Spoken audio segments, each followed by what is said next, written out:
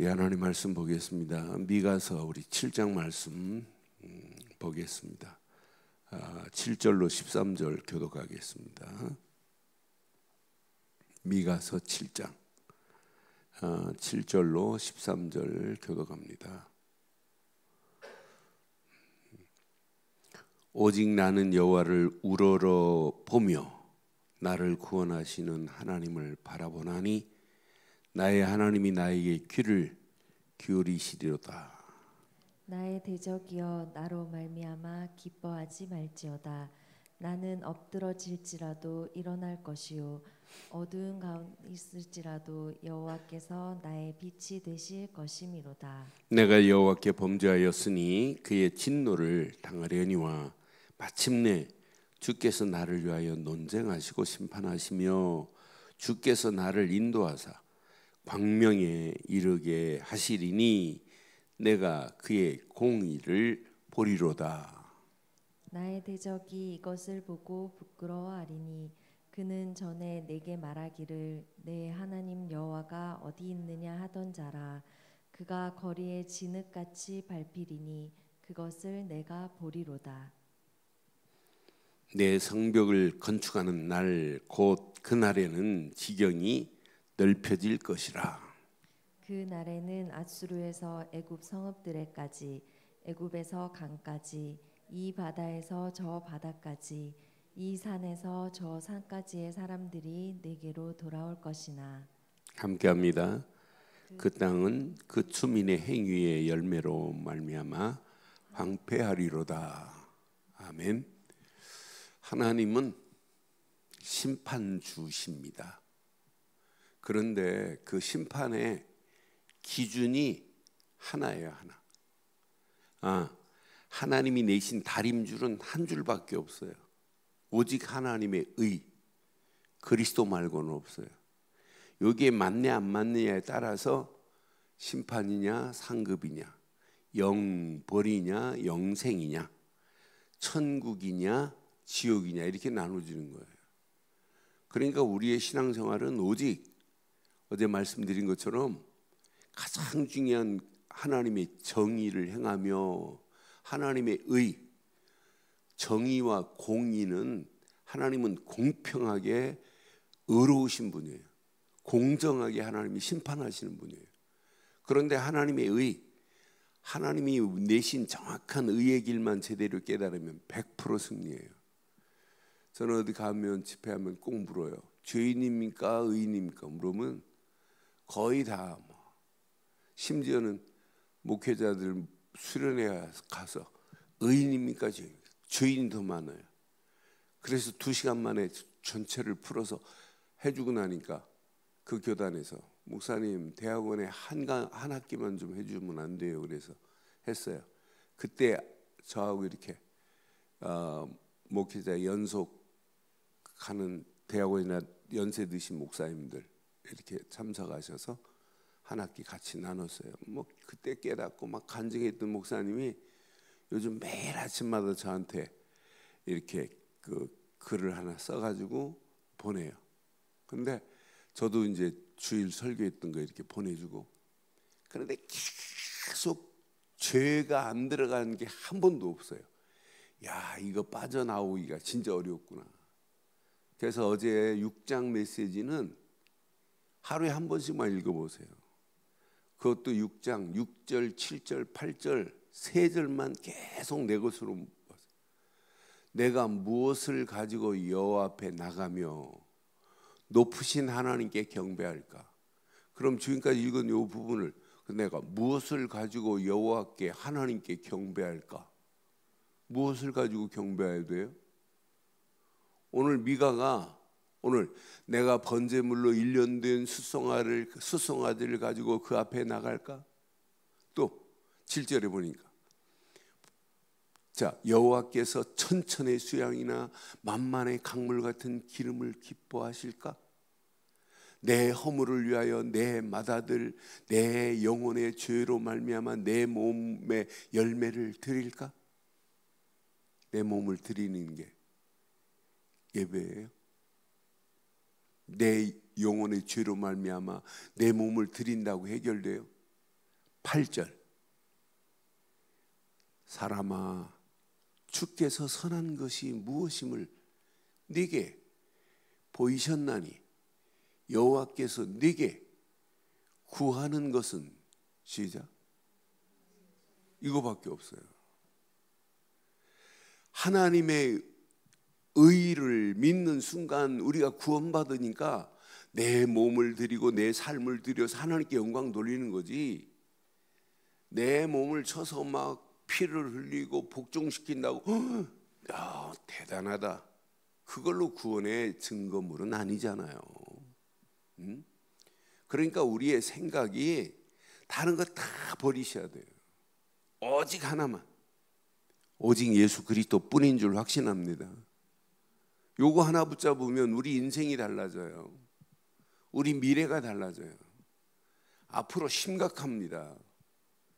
영적 대혼란의 시대 옵니다.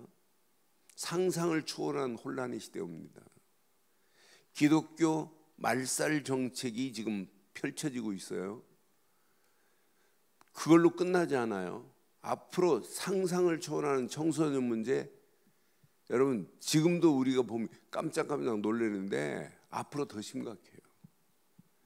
자기밖에 모르는 총체적 이기주의 시대 옵니다. 여기에다가 영적 질병 시대 오는데 의사도 돌아버리는 시대 와요. 앞으로 안 되게 돼 있다니까요. 이걸 뭘로 이기겠냔 말이에요. 교회 십자가 최고로 높이 세웠다고 해결되면 좋겠습니다. 아니에요. 수백 년 들여서 졌던 건축물 예배당이 박물관으로 바뀌어지는 판이에요.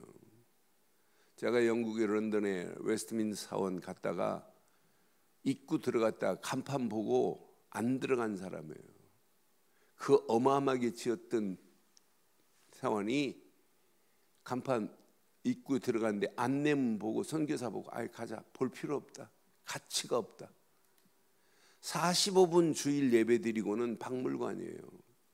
이렇게 되는데 그게 한 예지만 앞으로 그렇게 돼요. 하나 놓치면 박물관으로 전락한다니까요. 이 정도로 심각한데 앞으로 돌아갈 상황을 보세요. 이제 본격화 5년 10년 내에 180도 달라져요. 직업군 750만 개가 무너져요. 제가 주일날 설교하면서 우리 애들이 그걸 들었나, 아이들 모아놓고 설교하는 일 한 달에 한 번 하는 렘넌트 예배, 제가 니네들 공부 안 해도 돼. 앞으로 뇌에다가 그 쌀할 만한 이 칩 하나 집어넣으면 미국 사람이 나한테 말하면 내가 해석이 되고 내가 한국말로 말하는데 생각하면 벌써 영어로 나와. 그랬더니 좋아가지고 목사님이 이제 공부 안 해도 된다고 했다. 그 얘기가 아닌데 우리 렘넌트가 목사님이 공부 안 해서 칩 하나만 그게 언제 나올지도 모르는데, 그런데 이런 시대가 온다니까요. 뭘로 이기겠냔 말이에요. 이길 재간이 없습니다. 앞으로 이길 수 있는 유일한 길, 그렇다고 공부하지 말라는 거 아니에요. 그리스도 안에서 이 비밀을 가지고 공부한다? 어떤 역사가 일어나겠어요? 많은 영혼들에게 영적인 문제에 헤매고 있는 저 영혼들에게 답을 주는데, 그래서 다른 거 아니라니까요. 무엇으로 하나님께 나갈까? 무엇으로 나가실래요? 오직 하나님 이 시간 너 장로구나, 너 목사네, 어이구 권사네, 이거 안 봐요. 너 어느 교단이니? 장로교니? 이런 거 안 본다니까요. 오직 뭐만 보냐? 하나님은 예수를 그리스도로 믿니? 그것 말고는 없어요. 오직 정의를 행하며 인자를 사랑하며 겸손하여 하나님과 함께하는 인생 되기를 주의 이름으로 축원합니다. 그것 말고는 붙잡을 거 있어요? 없어요? 없어요. 그래서 히브리서 12장 2절에 믿음의 주여 온전케 하시는 예수만 바라보고 사는 거예요. 어떤 문제 와도 괜찮습니다. 십자가에서 모든 문제를 끝내신 그리스도만 바라보면 된다니까요. 그렇지 않아요? 예수 그리스도 안에 모든 게 다 있는데 십자가에서 다 이루었다 이 말이 뭐예요? 하나님 만나는 길을 냈다. 죄와 저주에서 너를 해방시켰다. 마귀의 손에서 건져내서 너를 내 자녀로 삼았다. 하나님이 보실 때 예수를 그리스도로 믿는 것 말고는 없어요. 오늘 이것만 하면 너희들을 괴롭힌 아수르도, 너희들을 괴롭힌 바벨론도 내가 그들을 쳐서 완전히 황폐하게 만들겠다는 거예요. 그리고 너희를 내가 구원해서 다시 돌아오게 하겠다. 이게 남은 자입니다. 아수르로 끌려가도 괜찮고 바벨론으로 끌려가도 괜찮아요. 요 비밀을 가지고 오늘 미가가 이야기하는 정의를 행하며 요거 하나만 붙잡고 아수르로 포로로 갔다, 바벨론 포로로 갔다. 포로입니까? 선교사입니까? 포로예요? 선교사예요? 오늘 그럼 우리가 이 비밀을 가지고 인생 산다? 세상에 우리는 포로로 끌려갈 자가 아니라 세상 살릴 자인 줄 확신합니다. 그러니까 이 비밀을 가지고 간 다니엘의 세 친구 보세요. 어린애들이에요. 어른이 아니에요. 소년들이라니까요. 이런 다니엘의 세 친구, 사드락, 메삭, 아벳느고, 다니엘, 이런 친구들이 포로로 끌려갔는데, 포로로 끌려가 가지고 다니엘 같은 경우는 왕이 4번 바뀔 동안에 총리가 돼버리잖아요. 하나 붙잡았는데 다니엘이 붙잡은 게 뭐예요? 다니엘은 벌써 여기에 뜻을 딱 정했어요. 다니엘서 1장 8절 9절 뜻을 정하고 흔들리지 않는다니까요. 아무리 산의 진미 앞에 두려워하지 않아요. 다니엘은 뜻을 정하여 왕의 음식과 그가 마시는 포도주로 자기를 더럽히지 아니하리라 하고 자기를 더럽히지 아니하도록 환관장에게 말합니다. 우리는 왕이 준 산의 진미 안 먹을 거다. 그러니까 9절에 뭐라 그래요?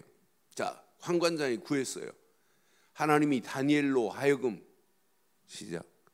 환관장에게 은혜와 긍휼을 얻게 하신지라. 환관장은 지금 왕의 명대로 하거든요. 이 지금 포로로 끌려온 얘네들을 왕이 주는 것 먹고 가라는 거예요. 네, 우리는 필요 없다. 물과 채소만 먹어도 된다. 그런데요, 환관장에게 은혜를 허락하시는 거 봐요. 그리고 환관장이 허락하잖아요. 아무리 산의 진미 그거 먹은 것보다 더한 축복으로 인도하시잖아요. 극렬한 풀무불 가운데 들어가는데 극렬한 풀무불에 3명 집어넣었어요. 그런데 보니까 신상 앞에 절하지 않은 것 때문에 우리는 절할 수 없다. 우리는 살아계신 하나님이 계신데 어떻게 더러운 신상에 절하냐. 신상한테 절 안 했어. 세상에 굴복 안 해요. 그런데 보세요. 극렬한 풀무불 7배나 뜨겁게 했어요. 얘네들을 집어넣는 자들이 타 죽었어요. 그럼 어느 정도 뜨거운가 알죠? 그런데 3사람을 집어넣는데 4사람이 왔다 갔다 하네. 그런데 하나이는 뭐와 같더라? 신의 아들과 같더라. 하나님이 살아계세요? 그럼 극렬한 풀무불 가운데만 하나님이 살아계세요? 아니잖아요. 이 험난한 세상, 솔직히 말해서 극렬한 풀무불보다 더한 세상 속에 우리가 지금 살고 있어요.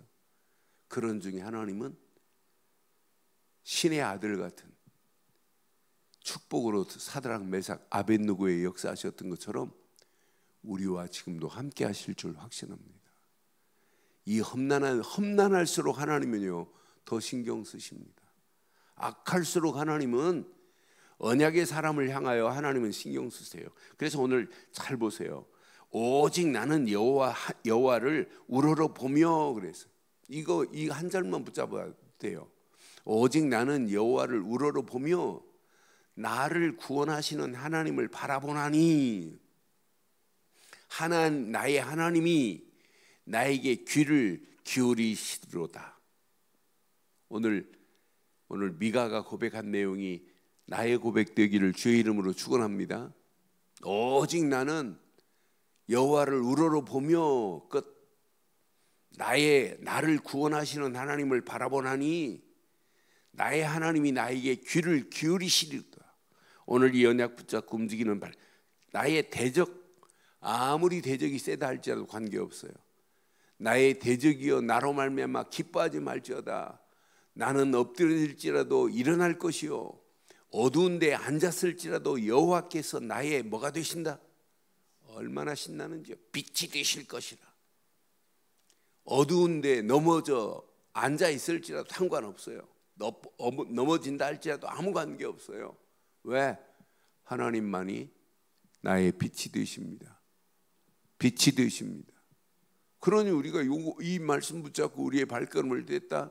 우리 가는 발걸음 어떤 역사 일어나겠어요? 분명히 9절에 내가 여호와께 범죄하여 싸우니 그의 진노를 당하려니와 마침내 그랬어요. 마침내 분명히 9절에 보니까 마침내 주께서 나를 위하여 논쟁하시고 심판하시며 주께서 나를 인도하사 광명에 이르게 하시리니 내가 그의 공의를 보리로다. 9절에 분명히 오늘 말씀하잖아요. 오늘 이 언약 내 것으로 붙잡고 움직여 보세요. 나를 인도하사 광명에 이르게 하신 줄 확신합니다. 그러면서 하나님이 그의 공의를 볼 수 있잖아요. 아, 하나님은 공평하게 심판하시되 의의 기준을 가지고 심판하시는 하나님이시구나. 우리가 요거 하나만 딱 붙잡고 있으면 어떤 상황이라도 아무 관계 없구나. 분명히 보세요. 나의 대적이 이것을 보고 부끄러워하리니 하나님의 역사하심 반드시 대적은 어떻게 되냐? 황폐하게 되어버립니다. 그의 전에 내게 말하기를 내 하나님 여호와가 어디 있느냐 하던 자라 그가 거리에 진흙같이 밟히리니 그것을 내가 보리라. 지금 아수르로 끌려갔다 할지라도 바벨론을 끌려갔다 할지라도 그 강한 아수르 제국 밟히는 날이 오고 바벨론이 완전히 무너지는 날 오잖아요. 하나님이 페르시아를 들어 고레스 같은 왕을 하나님이 세워가지고 바벨론을 침공하게 만들어서 바벨론의 포로로 끌려간 영혼들을 하나님이 1차, 2차, 3차로 귀환시켜서 무너진 예루살렘 성전을 회복하게 하시는 분이 나의 하나님 맞지요? 나의 하나님 맞지요? 아무리 여러분 자녀들이 무너졌다 할지라도 고민할 필요 없어요. 여러분 삶이 아무리 무너졌다 할지라도 아무 관계 없어요. 진짜 오늘 이것만 회복하면 하나님이 주변의 모든 것도 회복시키는 역사 일어나게 될 줄 확신합니다. 내 성벽을 건축하는 날, 이 날이 있잖아요. 곧 그날에는 지경이 넓혀질 거래요. 지경이 넓혀지는 축복으로 하나님이 약속하셨어요. 분명히 건축하는 날이 올 거란 말이에요. 자, 그날에 아수르에서 애굽 성읍에까지, 애굽에서 강까지, 바다에서 저 바다까지, 산에서 이 산에서 저 산까지 사람들이 내게로 돌아올 것이나 그 땅은 그 주민의 행위의 열매로 말미암아 바벨론도 아수르도 어떻게 된다? 황폐하게 될 것이다. 오늘 이 언약 내 것을 한번 붙잡아 보세요. 아, 하나님은 지금도 나에게 공의를 행하시고 계시는구나. 하나, 복음 되신 예수를 그리스도로만 붙잡고 가면 우리 가는 발걸음 주변이 아무리 악하다 할지라도 도저히 헤쳐나갈 수 있는 길이 안 보인다 할지라도 아무 관계없구나. 캄캄할수록 더 좋구나. 악할수록 이 언약 붙잡은 자는 절대로 무너지지 않게 될 줄 확신합니다. 시대의 상황이 힘들수록 지경이 좁혀지는 게 아니라 지경을 더 넓게 하시는 하나님이십니다. 오늘 이 언약 붙잡고 저와 여러분들의 심령의 지경도 넓혀지고 저와 여러분의 하시는 모든 삶의 지경도 넓혀지고 정말 이 축복이 누려지다가 237개 나라 살리는 그런 전도자의 길을 가기에 부족함이 없는 저와 여러분들 되시기를 주의 이름으로 축원합니다. 전능하신 하나님 은혜 감사합니다. 이 아침도 귀한 말씀 앞에 다시 한번 우리 자신을 내려놓습니다. 오직 의의 바른 기준을 가지고 달려가는 우리의 발걸음, 아수르 같은 제국이 우리 앞에 기다리고 있고 바벨론 같은 힘센 것들이 우리를 삼키려 한다 할지라도 오늘 이 언약 붙잡고 움직이는 발걸음마다 그들을 진흙같이 밟아버리시고 황폐하게 하셔서 영적 싸움에 오늘도 승리케 하시며 우리의 지경이 넓혀지는 복된 하루의 시작이 되게 하옵소서. 최고의 축복의 말씀으로 인도하심을 감사하고 말씀 붙잡고 기도하는 믿음의 권속들에게 그대로 응답되어지게 하시고 인터넷으로 모바일로 함께하는 자들에게도 동일한 은혜가 차고 넘치게 하옵소서. 지금은 우리 주 예수 그리스도의 크신 은혜와 하나님의 무한하신 사랑과 성령님의 내주, 인도, 역사, 충만하신 은혜가 예수 그리스도 안에서 그 이름을 높이고 달려가는 심령 머리머리 위에 가정, 사업, 직장, 자녀들 위해 언약 붙잡은 우리 늘 좋은 교회에 지금부터 영원토록 함께 있을지어다. 아멘.